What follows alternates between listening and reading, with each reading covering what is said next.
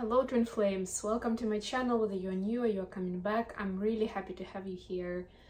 Today we're gonna do a classic read for Divine Feminines, Divine Masculines collective, including thoughts and feelings towards each other this time. And we will start with an oracle deck, which is the Sacred Traveler Oracle.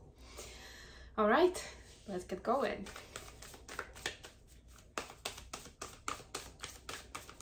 Hope everyone's excited this week for the new moon in Virgo, for the end of Mercury retrograde. I know I am.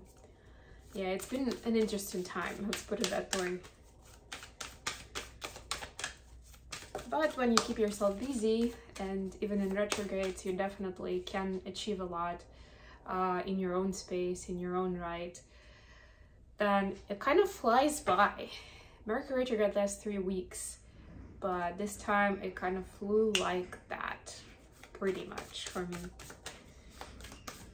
Decided to try out my new bonnet today. It's a present I gave myself to protect my hair while I sleep, so this is actually for sleeping, but I loved it so much, I love this color so much that I just couldn't resist to record a reading. Okay, for Divine Feminines, we have overcoming obstacles. You can overcome anything. And not just talking about that, and even when you can feel the energies of retrogrades, of eclipses, of lunar events, you name it, but there's still so much you can do internally, even if you feel like the external circumstances are not working in your favor right now. There's still a lot that you can tap into, you can work through, you can improve, you can make life easier for yourself, so that when that retrograde or whatever event is over, maybe even just an external event in your life that's objectively tough and there is nothing you can do about it, right, that you can at least, and we're just not ready to face the outside world sometimes, right, when in those circumstances. But the thing is, if you use that time wisely, you can set yourself up for something really beautiful once you're ready to come out again, to indulge, I'm even here, to connect with the world on a new level. And this is the Excalibur sword, right? So it's that famous tale about like only the worthy one will be able to pull it out. Right, so this is a sign you are the worthy one, wink wink, Divine Feminine, so do not let anybody else convince you otherwise. Yeah, maybe we're talking about it, this card fell out because right now there may be times when you feel like you're like grinding against the grain, you know, like you're pushing upstream something that it's not moving forward as you expected. But just know that this is a bit of an illusion, right? Because a lot of progress is happening behind the scenes that you may not be aware of. And B, this time is gonna pass. It's temporary. It's just another phase of the process, if you wish. What do we have for the masculines? First light, beginning a new cycle, yes. A little bit on the nose when we're facing new moon in Virgo and we're just talking about ending cycles on the 9/9 portal, but you know, that's important to acknowledge, that's important to remind, to set new goals, objectives, to review the results of the previous cycle, right? To see what are the priorities, what is the focus in your life, where should you invest your energy into, right? It's a really good time for revision in that. Okay, let's get into tarot today. I've got my spellcaster deck, which I haven't used for a while because it was traveling with me through Hawaii, and I just needed to give it a rest. Let's put it that way. But we're back in business, baby. So I'll do the general check, I'll do additional question and replies to the question, and at the end we'll check the mutual thoughts and feelings with the Hermit tarot deck. Okay, bottom of the deck here is Queen of Swords. Yes, so as we approach the end of Mercury retrograde, the twins are feeling the urge to bring the truth to the situation. It can be with each other, it can be in some other circumstances, but you may feel like a stronger push to speak out how you feel, to share your ideas, your thoughts, or maybe that you're sick and tired of how things have been, that it's not serving anyone, that it's not helpful, that it's, you know, it's not getting us anywhere, pretty much, right? So there may be some of that energy that's coming out this week. Let's get some clarifiers from the After Tarot. Okay, sorry guys, I'll have to pick it up. I like when the cards are flying though, because to me that's like that vivacity, that energy. It's like, yeah, let's go, let's go, let's go, let's talk, let's look at this. Okay, to be careful here. All right, bottom of the deck here, Temperance. Yes, patience. So this is just a little bit of a reminder that we still have Mercury till Friday. And for a lot of you, it's going to be end of the day on Friday. So, you know, pace yourself. And no matter whether you're having those conversations of, you know, bringing truth to the table during or after the retrograde, and of course we'll still have the shadow period for a few days, it's important to be speaking out of respect and out of love, you know, out of, I don't know, it might be a conversation in the workplace and you're like, what are we talking about? Kind of love, but yeah, you still can show love through kindness, through compassion, through respect, really, right? So that it doesn't come off, you don't come off as rude, but people will actually pay attention because they will see that you're coming from a good place. Not just to let off steam, but to bring, you know, to bring clarity, to bring justice, to bring peace even maybe to the situation, right? And that's when they're gonna hear it. That's when they'll want to do something about it. Not when you're just saying, you know, like, I can't do this anymore, like, this is all a bunch of BS. Okay. So for enemies, you have 7 of Wands clarified by 5 of Cups.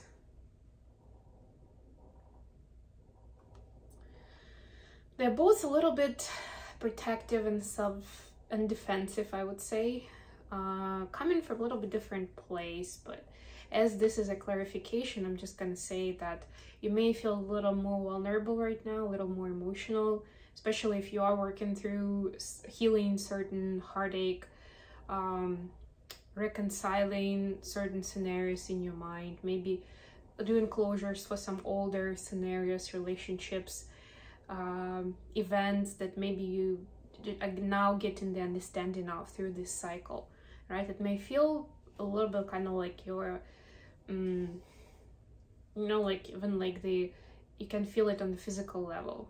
It may hurt, like when other people are trying to reach out to you, to touch you, to hug you, right? It'll be like, no, no, no, right? A little bit of that cocoon phase, what I'm getting here. So moderation is key. There's nothing wrong with it. Give yourself that self-care.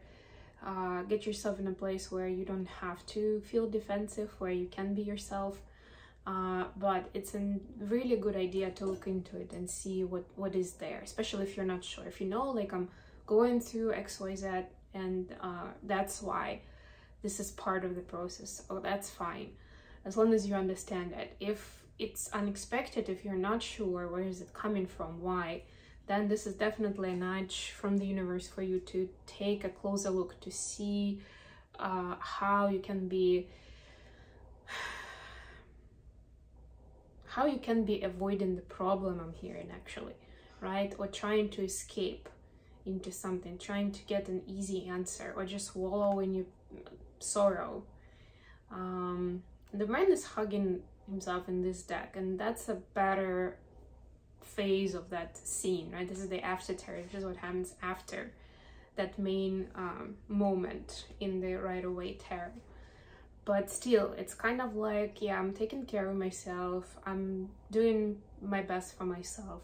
Don't get too stuck in that energy, you know? And that's, to me, this is also connected to the obstacle card, that it may feel tough because obstacles are around, because you feel like you're fighting a good fight but still getting tired of it, and you need to protect yourself. Just fine, just don't get too much under that thick armor so that, you know, keep it flexible so you can take it off after a day of a battle, something along those lines, or at the end of your battle, just in general, right? So that it doesn't get stuck to you too tightly.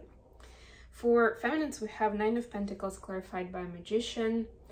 A very interesting combination. I'm getting the masculines are taking a page of the feminine's book and also taking care of themselves, looking into what they want to manifest in their life, what's important for them, what makes them happy, abundant, cheerful, what actually makes them enjoy life, you know. A lot of them have been grinding it away through the karmic layers, maybe hustling at work, maybe figuring things out with friends and family, you know, just a bunch of different things that were thrown at them. And we saw that a lot, especially through the summer time.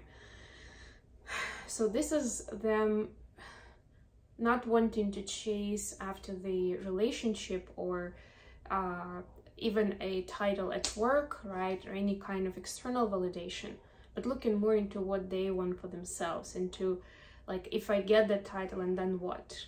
Okay, when we are together with this person, then what?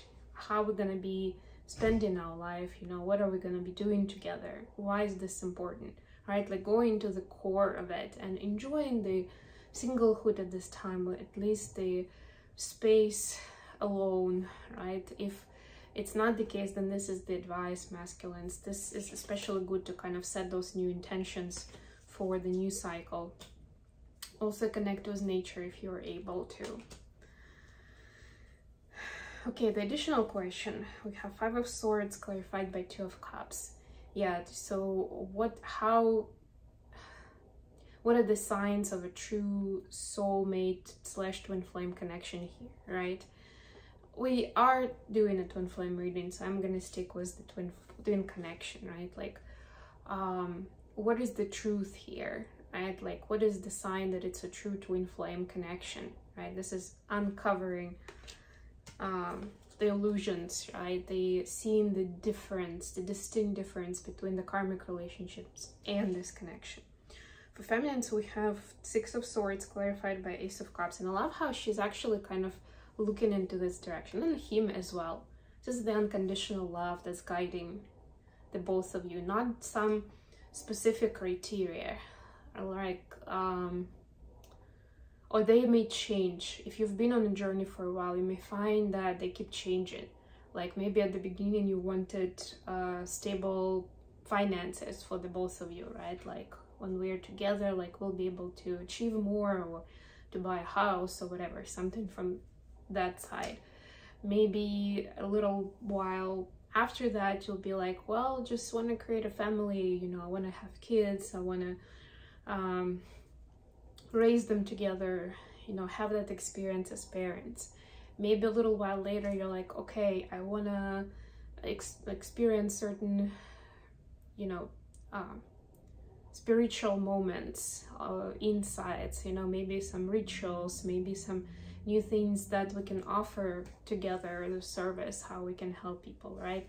Like, and I'm not saying that one kind of negates the other ones, but it's more like what is in focus, and those can be different things that keep you inspired, keep you going to union, to harmony, to inner peace in this connection, to being able to connect in this energy, right? It's never like, the factors could be different, but what stays the same is this underlying unconditional love that goes across all of those tangible goals and objectives. It's the feeling of it. It's the warmth in your heart when you think about your counterpart, right? It's kind of like it starts kind of spreading around the heart chakra area, right? You can feel it, right? It's like, and then of course you can get a lot of ideas of what this connection means and how you can be in each other's lives for but those are details. That's the thing that stays true, and that's the thing that, like, you feel so connected, you know, you feel like you don't have to use a lot of words, you don't have to have long conversations to explain something. You know, like when you're explaining to someone who's not connected to a certain domain, maybe like by your profession. So you have to do a lot of background explanation of like, what is this about? What am I doing exactly? What is key? What are the like challenges? All that. But here, you start talking and the person just gets it, right? It's just that smooth flow. What is it for masculines? High Priestess, clarified by Four of Cups. This is where the cup is like...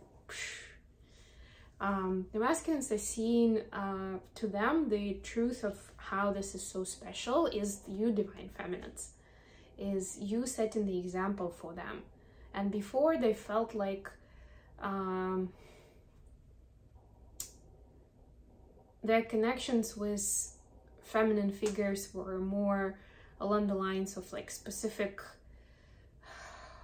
list of things that they were looking for, right? Or it was a lot of negotiation, like, okay, I have to choose whether they're gonna be kind and loving, or good looking, or I don't know, good and bad, or good that they're maintaining the household, or a good mother, or maybe like I can choose like maybe 2 or 3, but not everything, right? Like you have to compromise that way, like what can I put up with versus what do I get as a reward. It was more of that bargaining stuff, right? With the feminine, they feel like they've got it all. It's a jackpot. They don't need to be negotiating and choosing, like, what do I choose here, what do I choose there, right? Like, and having several options and be like, okay, so here I get like, out of my 10 points on my list, I get like these 3 points. With this person, I get these 4 points. I'm like, so what do I choose for myself? Here, it's like, it's not even a question. It's just a jackpot. This covers 10 out of 10, maybe even 20 out of 10. That's the gist of the High Priestess, really, right? And that's what does it for them. That's what tells them. Okay, messages from the Hermit Tarot, from masculines to feminines, first of all.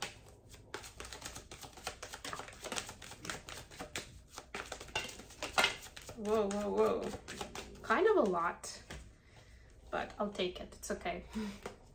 DMs are talkative today. Let me have you. I think so, yes. Love me. Let me hold you. This is, yeah, similar vibe. I like the 7s. Yeah, there is that pull. There is that wanting. I feel like that warmth of the energy I was just talking about, that's how masculines actually translate it. And here we have this love scares me, love is the answer, and you make me want to do bad things. A little bit more on the side of like, I can't control the situation anymore, right? That's what I'm getting here. It's like, I mean, fear is one side. The other side is in that, in what I was just talking about, with previous relationship, they felt more in control. Like they can actually decide for themselves. Do I stay with this person or do I go? Or maybe, like I can choose how to react in a certain situation, how to behave. Here, they don't feel like they can. It's such a magnetic, intense pull that they have, and they feel like this transformation that is happening with them, for a lot of them, it's also a scary part of it, right? Like they're changing, and it's almost like their control is like slipping away from them, and they have no choice but to surrender, to go with it, to flow with it. And yeah, it may feel scary at first, Divine Masculines, but soon enough you'll know that that is actually for your own good. And the more you surrender to it and flow with it, the better it's going to be for you, just overall in your life, not just with the feminine. The more you're going to be resisting and trying to stay in your older setting, in your old mindset, the more painful it's going to be. That's all I can say. The more challenges it will present. Let's see what we have from feminines to masculines.